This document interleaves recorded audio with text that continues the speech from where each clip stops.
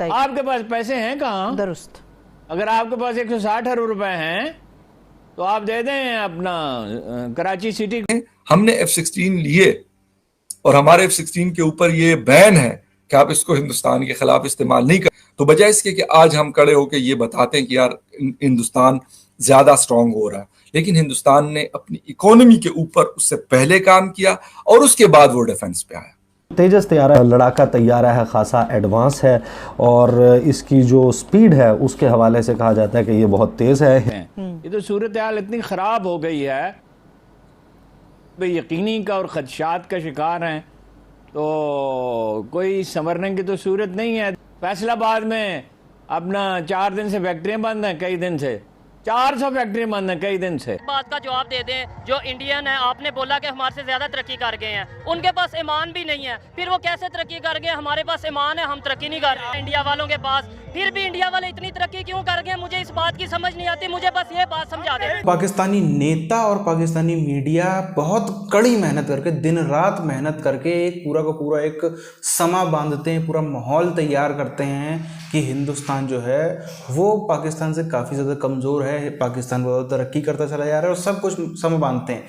लेकिन हर कुछ एक हफ्तों में, कई बार तो एक हफ्ते से भी कम में ऐसी खबर आ जाती है जिसके बाद पाकिस्तानियों को उनके देश की जो है वो हैसियत बार बार पता चल जाती है। जैसे अभी भी आप देख लो, कितना भी कर ले कोशिश, एक सच्चाई है कि चाइना की तरफ से हिंदुस्तान पे हमला नहीं होगा। अगर होता है तो उसी दिन से चाइना की भुखमरी की शुरुआत हो जाएगी, इसका धंधा बंद हो जाएगा। इसलिए चाइना ये गलती कभी नहीं कर रहे हैं। लेकिन पाकिस्तान की तरफ से इंडिया के लिए एक सीरियस थ्रेट था, इसीलिए आप देखो S-400 पहला पाकिस्तान बॉर्डर पर लगा, ना कि चाइना बॉर्डर पर, क्योंकि पाकिस्तान की तरफ से असली थ्रेट था।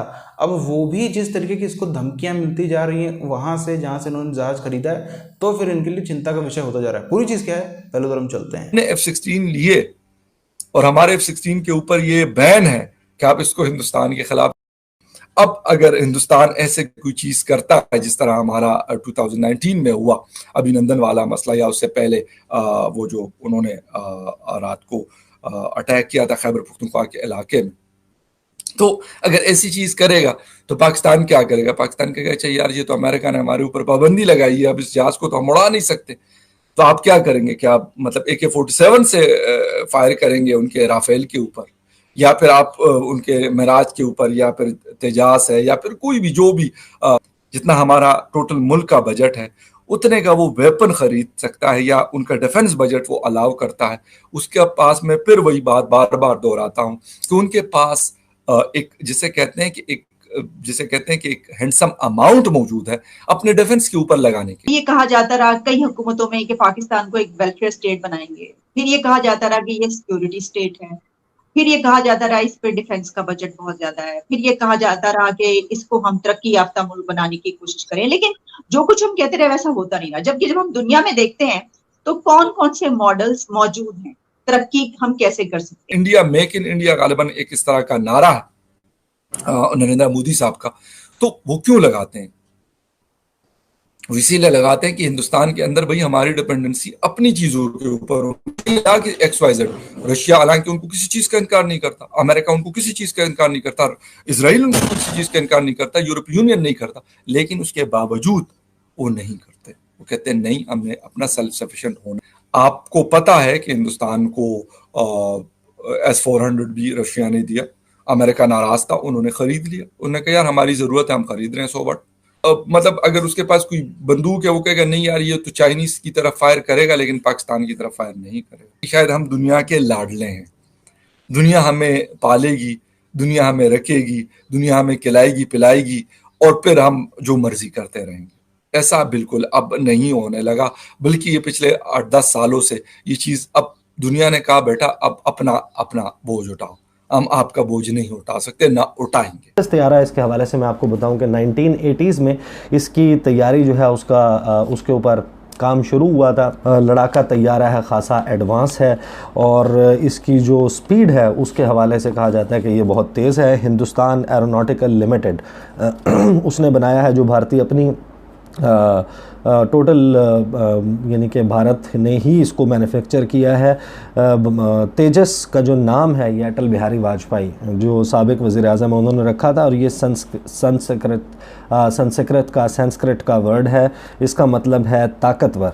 इसमें हवा से हवा में और हवा से ज़मीन पे मार करने वाले मिसाइल से 5 जंगें हुई हैं और उनमें हम कितनी हारे हैं कितनी जीते हैं पता है? देखें, उसमें जो हमारे पहले इतनी हमारी आबादी नहीं थी, अब हमें शऊर है, पढ़े लिखे लोग हैं, अब हमारे पास लीडर है, हम सबके साथ बराबरी भी कर सकते हैं, लड़ भी सकते हैं। लीडर अच्छा हो तो तब आवाम खड़ी होती है और कौम और फौज खड़ी होती है। अभी आपने सवाल किया था भाई से कि भारत हमसे तकड़ा है या हम कमज़ोर हैं या नहीं। भारत हमसे बहुत तकड़ा है, उसकी फ़ौज, उसकी आबादी, लेकिन जो उसका ईमान है ना वो हमारे आगे कुछ नहीं है। उनमें ईमान नहीं है, ज़मीर नहीं है। आपके लीडर ने ये कहा है कि जो भारत से पंगा लेगा वो बहुत बड़ा बेवकूफ़ होगा, वो मुल्क बहुत बेवकूफ़ होगा। फिर आपके लीडर इमरान खान साहब ने ये क्यों बोला है? खान साहब ने अमन का पैगाम दिया है। जो आप इंडिया की बात कर रहे हैं कि वो हमसे तकड़ा है, वो हर तरह से हमसे तकड़ा होगा, लेकिन उनके अंदर ईमान नहीं है। ईमान नहीं है तो ईमान पाकिस्तानियों में है, तो फिर पाकिस्तानी तरक्की क्यों नहीं कर रहे? इस ईमान की वजह से तरक्की क्यों नहीं कर रहे पाकिस्तानी? क्या वजह है? क्योंकि इधर जिस तरह उधर नरेंद्र मोदी साहब हैं, इधर भी हैं ना, तो उनमें तो साहब हैं, नवाज शरीफ साहब हैं, ये तो सब मिले हुए हैं ना ऊपर से। आपके क्यों कहने पाकिस्तान तरक्की कर रहा है, क्यों नहीं कर रहा? खुशहाली है। तो मेरे 2008 में मेरे वालिद साहब में बम ब्लास्ट में मर गया, लेकिन हमने जब घर से निकल गया था मेरी माँ ने कह रहा था जो मत निकले जाओ तुम भी मर जाएंगे। मैंने कह रहा था जब इमरान खान से हुकूमत आया तो मैं निकलूंगा, अगर मैं जब मर जाऊंगा तो मेरी जान कुर्बान है, मेरी सारे खानदान कुर्बान है। इस वक्त जो चीज़ एक समझने की है और जो मैंने सोचा कि आप लोगों से डिस्कस करनी चाहिए वो ये है कि इस वक्त एक ट्राइपोलर वर्ड है। It's not a bipolar word और a unipolar word. Tripolar word में अगर आप देखें तो जो राइज ऑफ न्यूट्रल पावर्स है वो ज्यादा तेजी से सामने आ रहा है। अब बड़ी इंटरेस्टिंग सिचुएशन आप देखेंगे कि एक तरफ इंडिया जो है वो न्यूट्रलिटी दिखा रहा है और वो इसके साथ मिलकर न्यूट्रलिटी दिखा रहा है, वो जी समझ लें कि टर्की के साथ मिलकर न्यूट्रलिटी दिखा रहा है। तो कि जो इंडिया जो है उसने रिसेंटली ईयू के साथ फ्री ट्रेड टॉक्स दोबारा शुरू कर दिए हैं। तकरीबन 10 साल टॉक्स फ्रीज नहीं है। ये बड़ी इंपॉर्टेंट डेवलपमेंट है दोस्तों, इसको समझने की जरूरत है। अब इंडिया जो यूरोपियन यूनियन है वो कह रहे हैं कि जिन्होंने फॉर्मली अपने टॉक्स नेगोशिएट शुरू कर दी, फ्री ट्रेड एग्रीमेंट होगा, और मुझे ऐसे लग रहा है कि ये इस दफा हो जाएगा और ये सुनने में आ रहा है कि 2023 तक ये टॉक्स जो है वो कंप्लीट हो जाएंगे। और ये एक बड़ा लंबा प्रोसेस है कि अब इंडिया और जो ईयू है वो समझते हैं कि हमारे पास काम करने के लिए ज़्यादा ज़रूरत है। उसकी वजह ये है कि चाइना के ऊपर जो सप्लाई चेन की डिपेंडेंस है, फिर रशिया ने जो सारी की सारी ग्लोबल सप्लाई चेन को भी रिसेंटली इफेक्ट किया है बिकॉज ऑफ दिस, और ये एक जो चीज़ थी। और ये जैसे आप समझ लें इंपॉर्टेंट चीज़ है। अब जो यूरोपियन यूनियन है ये इंडिया का सेकेंड लार्जेस्ट ट्रेडिंग पार्टनर है अमेरिका के बाद, और पर्टिकुलरली यहाँ पर जो मर्चेंडाइज ट्रेड है, और इसमें तकरीबन $116 बिलियन की बायलैटरल ट्रेड है। पाकिस्तान हो चाहे इंडिया का लेफ्टिस्ट या फिर पूरा का पूरा चमचा तबका हो या जितनी शक्तियां हैं इंक्लूडिंग चाइना, आप देखो बहुत, और अमेरिका की भी उसमें कई सारी शक्तियां हैं, खासतौर पर अमेरिका का मीडिया का उसमें बहुत बड़ा रोल है। ये बहुत प्रयास करते हैं, आप देखो बराबर इनके तरफ से खबरें आती रहती हैं। कभी खबर आएगी कि न्यूयॉर्क टाइम्स की तरफ से या फलाने किसी अमेरिकन अखबार की या मीडिया कंपनी की तरफ से कि हिंदुस्तान में जो है वो ह्यूमन राइट्स का हनन हो रहा है। कभी ये आएगा कि देखो यूरोप ने रशिया के साथ में इंडिया ने जो स्टैंड लिया उसकी वजह से पूरा का पूरा यूरोपियन यूनियन इस समय खुन्नस खा रहा है हिंदुस्तान से। कभी कोई खबर आएगी, कभी कुछ खबर आएगी कि इंडिया और अमेरिका के रिश्ते ख़त्म हो रहे हैं, कभी खबर आएगी कि जो मुस्लिम उम्मा है वो हिंदुस्तान से नफरत कर रहा है, वो हिंदुस्तान से चिढ़ रहा है।